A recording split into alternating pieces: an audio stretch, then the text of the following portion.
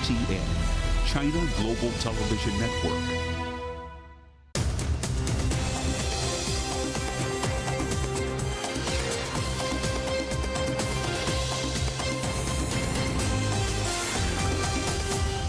Live from London, this is The World Today. Hello, I'm Jamie Owen. Welcome to the programme. Our top stories. EU leaders give assurances that Europe's banks are stable as shares fall on concerns over the strength of the financial sector. Our other headlines, it's Brussels versus Berlin over the EU's ban on combustion engine cars in Europe. Can a deal be done? TikTok's United States future hangs in the balance after the Chinese-owned social media platform's boss faced grilling in Washington. And the drive to deliver clean drinking water to the communities whose supplies have been contaminated by illegal gold mining. Europe's banking system is stable. That's the message from EU leaders as they gathered in Brussels for a second day of talks amid recent global financial turmoil. Shares in lenders fell across Europe as part of the continuing fallout from recent high-profile bank collapses in the United States and the emergency merger of Swiss banks, UBS and Credit Suisse. Finance officials were keen to reassure the markets. I believe we have the reserves and the resilience to ensure the stability of our banking system at the moment, and that is due to policy decisions that have been made and have worked. But we can never be complacent, and it is why our regulators continue to monitor developments within our banking system. Well, let's talk to our correspondent Alex Cadier in Brussels. Alex, let's start on banking first. Reassuring words from the president of the Eurogroup not being reflected in the markets. Just how concerned are leaders there? Well, Jimmy, they're concerned enough to be talking about it for sure. That's been a topic of discussion, but not so concerned that they feel they need to rush to action. The big headline we saw this morning was shares in Deutsche Bank slumping 10% today. Now that obviously garnered a lot of reaction here at the European Council, a lot of questions for those leaders. Is this the start of something bigger, obviously following the Credit Suisse merger and the banking issues coming out of the United States? Now, Christine Lagarde, the president of the European Central Bank, was here with the 27 EU member state leaders to talk about this. She said the banking system in Europe is resilient. Resilient is really the word most of the leaders have said. We've heard Pascal Donoghue also using that term, resilient. Macron saying, President Macron of France, I should say, saying that speculators are to blame for that slump and that it is not a sign of a bigger problem. And then Olaf Scholz, the German chancellor, who was a finance minister before becoming chancellor, said there is nothing to worry about, particularly because Deutsche Bank has reformed and modernized. And so there's really a tone of reassurance. Yes, we are looking at this. Yes, we're monitoring, the leaders saying, but not something that they're particularly concerned about. They're very insistent that the European banking system is resilient and that these issues will be monitored, but not necessarily are of concern. So certainly something that they're monitoring, that they're looking at, but not reacting to quite yet, Jamie. Alex, can we just put banking to one side for a moment and talk about this ongoing argument over the banning of combustion engine cars by 2035 in the EU? What's the latest on this row? Well, the latest is that we thought there might be some kind of deal, some kind of announcement, some kind of compromise reached between the French government and the German government, who are really the key players in this debate. Obviously, as you know, Germany put this, did a little U-turn, or put the brakes, as it were, on this ban on petrol and diesel cars by 2035, which the European Commission proposed. The frustration that came from other member states and from the Commission itself was that the deal had basically been agreed and Germany changed its mind at the last minute. So at the European Council here, they're trying to hash out some kind of compromise. Olaf Scholz, the German Chancellor, addressed this in a press conference a few moments ago and actually taking a pop at journalists, saying that he knows that journalism is an entertainment business, but they are going to come to an agreement very soon. President Macron also striking a conciliatory tone, saying we are going to find an agreement. There's no disagreement on this topic. Now, we heard as well from the President of the European Commission, Ursula von der Leyen, about this particular topic. Let's have a listen to what she had to say. The negotiations are progressing. This is the will, there is the will on both sides to resolve this topic. and to resolve it within the scope of the provisional agreement that has been found between Council and Parliament. So, discussions ongoing, and they're hoping to find an agreement and have an announcement in the next couple of weeks, but they say they're not that divided on the issue and they will find a solution in due course, Jamie. Alex, some news too on the EU delegation named heading to China.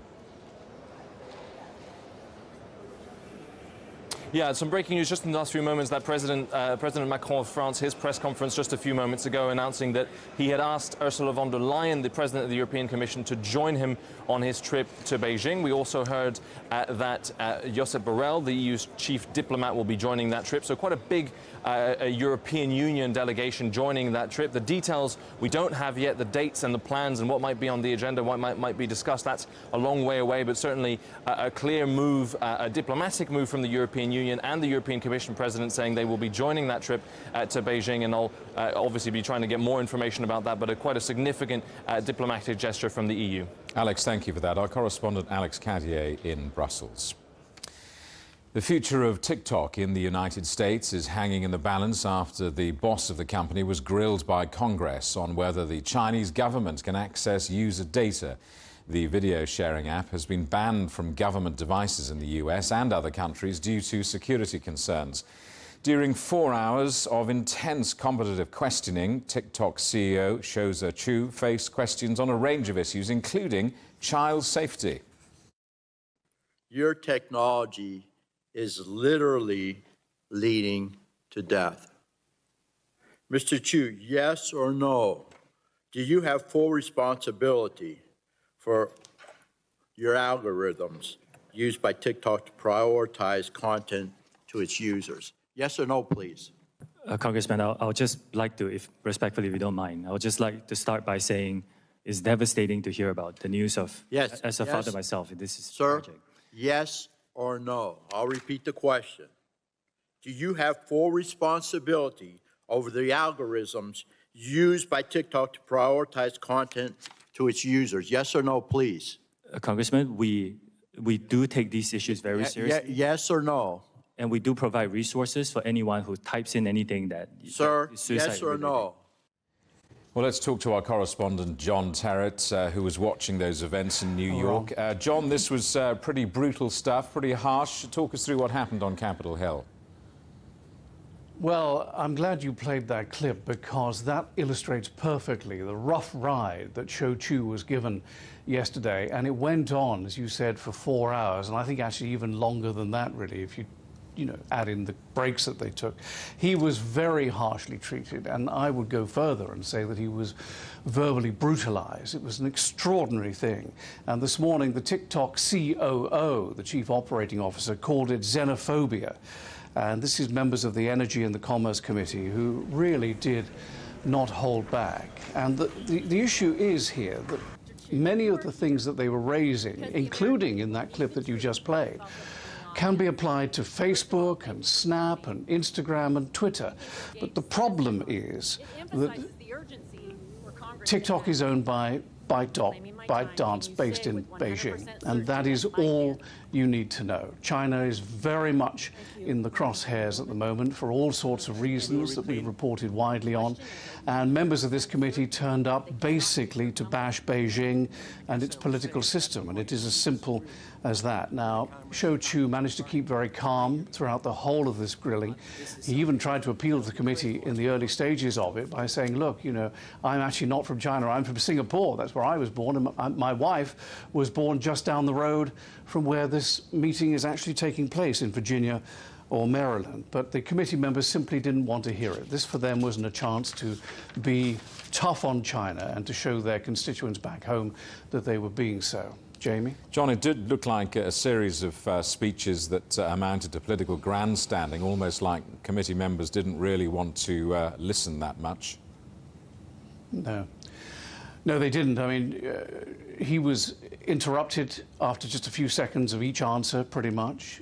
They were sneering at him, rolling the eyeballs, and then coming back with detailed prepared notes that had already been prepared days in advance by researchers. That was the kind of tone of the day. He distanced himself time and time again, and TikTok time and time again, from China and the political system in China. He pointed out that all data in America very soon will be kept on Oracle's servers. This is the software company out of California and Texas, pointing out again and again that that means that the data from TikTok in America will be held on US soil, in US servers, and managed by US staff. And he set out 4 things that he promised to do. One is to take safety as the absolute top priority, particularly when it comes to teenagers. And of course, he's been doing that ever since the company was founded here. That was his point. The firewall is in place. It's called Project Texas. Freedom of expression is very important on TikTok, or even anti-China sentiment. And he promised that the business would, going forward, be completely transparent. No other social media organization, he said, comes anywhere close to promising those things. But as I said, members of the committee didn't want to hear. Now, overnight for us in America, the Ministry of Foreign Affairs in Beijing has been reacting to this. They said, never have we and never would we ask for data from a foreign-based company. Take a listen. The Chinese government attaches great importance to and protects data privacy and security in accordance with the law. It has never and will not require companies or individuals to collect or provide data, information, and intelligence located in foreign countries for the Chinese government in violation of local laws. The United States government has not provided any evidence so far to prove TikTok threatens U.S. national security, but it has repeatedly presumed guilt and unreasonably suppressed the relevant company. John, so I guess the question is TikTok going to be banned in the US? Well, the Energy and Commerce Committee is extremely powerful and has the ability to recommend a vote in Congress and to end up getting this company banned. I think that that is a stretch, and here is why. There are 150 million Americans who spend, many of them, 90 minutes a day on TikTok. Any television company in the world would kill for that kind of viewership. And we are in the middle of the presidential election cycle now. I know it doesn't come out internationally, but here at home in America, we're deep into the presidential election that will come up in November 2024. Both Democrats and Republicans will want to appeal to the 150 million people a month who use TikTok. TikTok employs 7,000 Americans. It's a private company. It pays its taxes. If they do move for a ban, they'll be clogged up in the court for years. There'll be court case after court case and court challenge. Beijing slightly complicates the situation, actually, by saying it doesn't want and won't allow TikTok to be sold to another American company. That complicates things because it allowed members of the committee yesterday to say, see, we told you so, Beijing's ultimately in charge. Biden himself has come out and said that his favored option is for some kind of divestment where TikTok in America is sold to a U.S. corporation. But it all remains to be seen, Jerry. John, thanks for that. Our correspondent John Terrett in New York. Well, staying with the story, TikTok is also facing scrutiny in Europe, where the British Parliament is banning the use of the app on its own devices and networks. The company called the UK decision misguided, saying it's not being treated equally to its competitors. TikTok users in London have been sharing their thoughts on the platform. Like today, we were looking to go to the London Eye, and from TikTok we found out that there was like a student discount, so like teaches you like a lot of tips and tricks. So like you can actually learn a lot from it. And people like who can't come to places like this, they, if they watch videos about it here, then if they can't visit, how are they going to see it and how are they going to keep up to date with what's going on? It's also kind of not very safe, because a lot of the younger generation doesn't know that privacy is really important, and they just kind of put everything out there, and TikTok is a massive platform, so a lot of people can get access to that information. It's kind of dangerous. French President Emmanuel Macron has condemned recent violence during the ongoing protest against his government's pension reforms. A state visit to France by Britain's King Charles has been cancelled after hundreds of people were arrested in the latest clashes and several protesters and police officers were injured.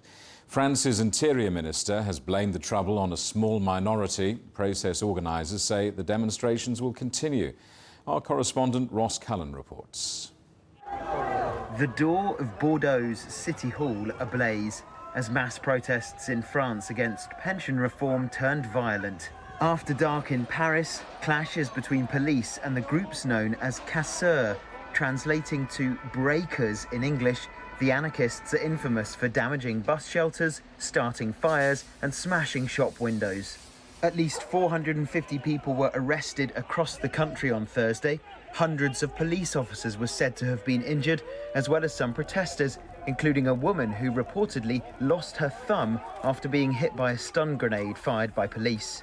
On Thursday in Paris, the biggest demonstrations so far against the reforms took place, and police again clashed with demonstrators in the capital, charging at crowds in the centre of the city.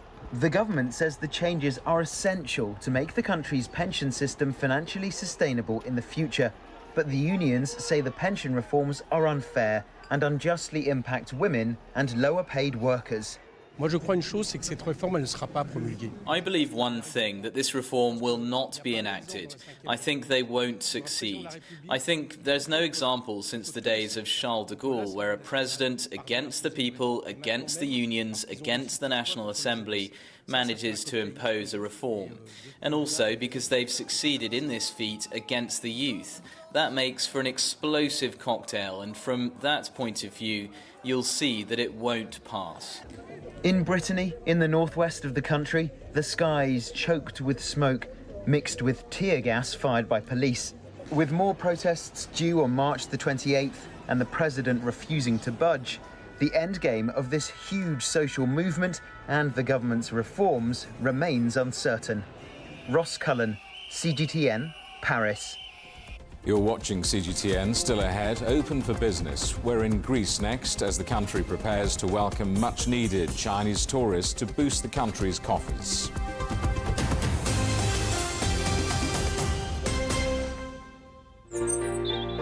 Ever wondered what's the difference between a bear and a bull market?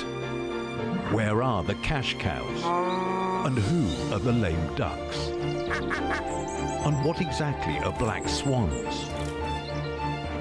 Grey rhinos and unicorn companies.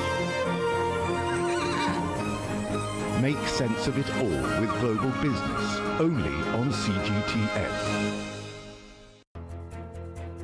There's a new agenda for a new world, accelerating change in almost every part of our lives. It's shifting the norms of how we work, travel, and connect. How we think, interact, and develop. It's a new reality, a new agenda with me, Juliette Mann.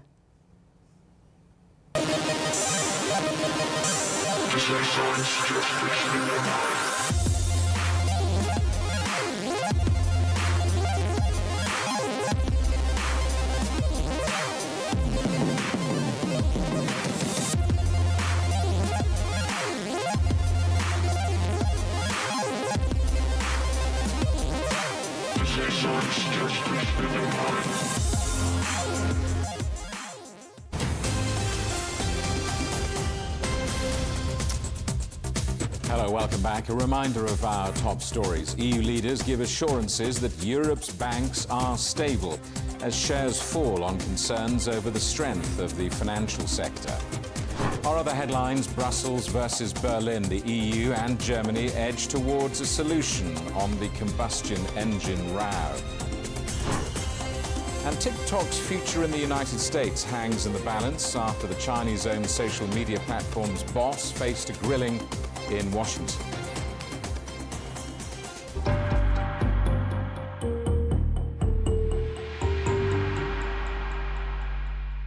The United Nations report has found evidence of human rights abuses committed by troops on both sides of the war in Ukraine. The report highlighted examples of summary and mock executions, arbitrary detentions, torture and sexual abuse. The cruelty and large-scale impact on civilians that we have seen over the last year will continue unless both parties to the conflict ensure full compliance with international humanitarian law. And when violations do occur, prompt action must be taken, first within the ranks of the army itself, and also through full and effective investigations and prosecutions of those responsible for the acts committed and those in command. Ukraine's military is preparing to launch a new counter-offensive against Russian troops in the Donbass region. One of Kyiv's top military commanders says Moscow's assault on the city of Bakhmut looks to be faltering, adding that mercenaries from the Russia-backed Wagner group are losing considerable strength. Ukrainian forces have been holding off Russian troops for months as they seek to extend their territorial control. At least 3 women have been killed in a Russian missile strike on a civilian shelter in Ukraine's Donetsk region. They've been seeking refuge in the town of Konstantinivka, which Ukrainian authorities set up to provide access to electricity, heating, water and other services. 60 countries are now open to Chinese group tours as the country relaxes border restrictions after a 3-year closure due to the pandemic. Greece is among those on the list expecting Chinese tourists, but it's also sending its tourists to China. Our correspondent Evangelo Sipsas reports. Chinese tourists are traveling again. Top of many people's wish list for places to see in Greece are the island of Santorini, its turquoise waters, and the Parthenon in Athens. That's where Lan Shangcheng's travel agency comes in. It's been preparing for this moment since the pandemic. Greeks are mostly interested in cultural exchanges when visiting, like food, theatre and architecture. But it's going to take time for Greek tourists to visit China, to know what happened and make sure it's safe. But this year there's a better plan for tourists traveling from China to Greece, but Greece to China too. There are more direct flights between the two countries from many air carriers. In a further relaxation of controls, earlier this year the Chinese government allowed travel agencies to provide outbound group tours to 60 countries. Greece is among the newly listed ones. It's expected to receive almost 3 times more visitors than before the pandemic, which has tourism businesses optimistic. In December, the first direct flight from Shanghai landed in Athens. Air China later added on flights from Beijing. Before the lockdown, around 200,000 Chinese tourists visited Greece, but the Ministry of Tourism expects that number to grow significantly. Numbers show that, they're very lucid about illustrating how great was the loss of not having our friends from China or other countries that were, of course, restricted. As we now move to the new era of the post-pandemic travel, we do feel that average spending will be increasing even more. In the past, we see that the average spending from our friends from China was even double than other Europeans who travel to Greece. 3 years ago, the majority of the visas issued for both Greek and Chinese nationals wanting to travel to each other's countries were mostly for business or academic purposes. Now, that picture seems to be changing. So far, we have only received a few groups, and they are mainly business people, participating in exhibitions and academic exchanges. But now we are promoting tourist trips. We are offering wedding tours, summer camps, academic exchanges, and site touring. Both countries are working hard to put measures in place to revive industries hit by the pandemic. And with both now open for business, it's hoped the tourism industry will thrive once again. Evangelo Sipsas for CGTN, Athens. The US military has carried out a number of airstrikes against Iran-backed groups in Syria, killing at least 11 people. The Pentagon says the raids were in response to a drone attack launched by pro-Iranian groups on American personnel, which left 1 contractor dead and 6 others injured. US troops entered Syria in 2015, backing Allied forces in their fight against the Islamic State group. About 900 American soldiers are deployed there, along with contractors. China says it had to warn off another US warship that entered its territorial waters in the disputed South China Sea. Beijing called on Washington to stop what it described as provocative acts or face serious consequences. The US Navy said the guided missile destroyer was asserting its navigational rights and freedoms. This is the second standoff between the two superpowers amid growing tension in the region. India's parliament has disqualified the country's main opposition leader, Rahul Gandhi. He was convicted and sentenced 2 years in prison after being found guilty of defamation for comments made in the 2019 campaign against Prime Minister Narendra Modi. Gandhi's supporters said the judgment was politically motivated and took to the streets in protest. Hundreds of children in Brazil's largest indigenous reserve have died because of contaminated water supplies caused by illegal gold mining. Now, a company based in Rio de Janeiro is helping to provide communities with water filtration systems to try to clean up the supplies. Our correspondent Lucretia Franco reports. Yanomami people have been suffering from hunger and disease in a protected territory the size of Portugal in northern Brazil. One risk factor has been the lack of clean water, most of it polluted by wildcat mining activities.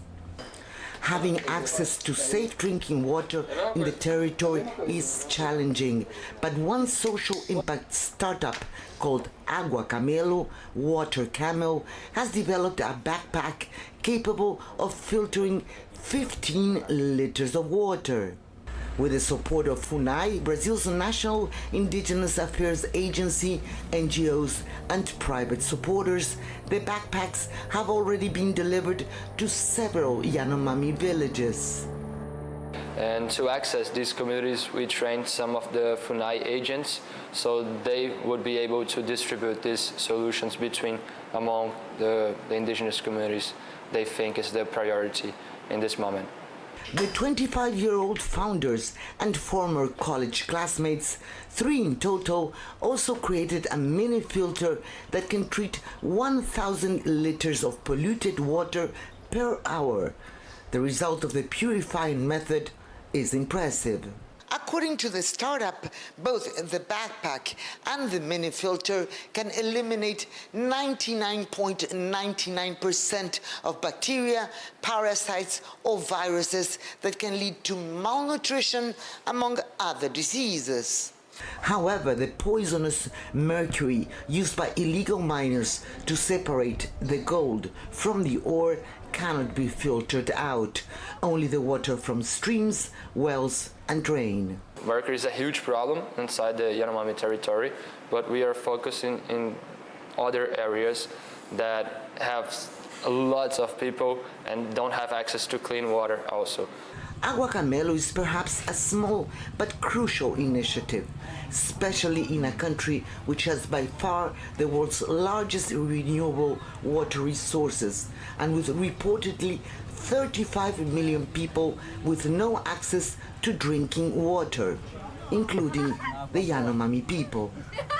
Lucrecia Franco, CGTN, Rio de Janeiro. The headlines again. EU leaders give assurances that Europe's banks are stable as shares fall on concerns over the strength of the financial sector. Our other headlines, Brussels versus Berlin. The EU and Germany edge towards a solution on the combustion engine production row. And TikTok's future in the United States hangs in the balance after the Chinese-owned social media platform's CEO faced a grilling in Washington. And that is the world today. Thank you for watching. More news at CGTN Europe's channel on the Telegram app, or scan the QR code on the screen to get stories and updates direct to your phone. We're back with more news at the top of this hour. Coming up next, it's World Insight. For now, from all of the team in London, it's goodbye.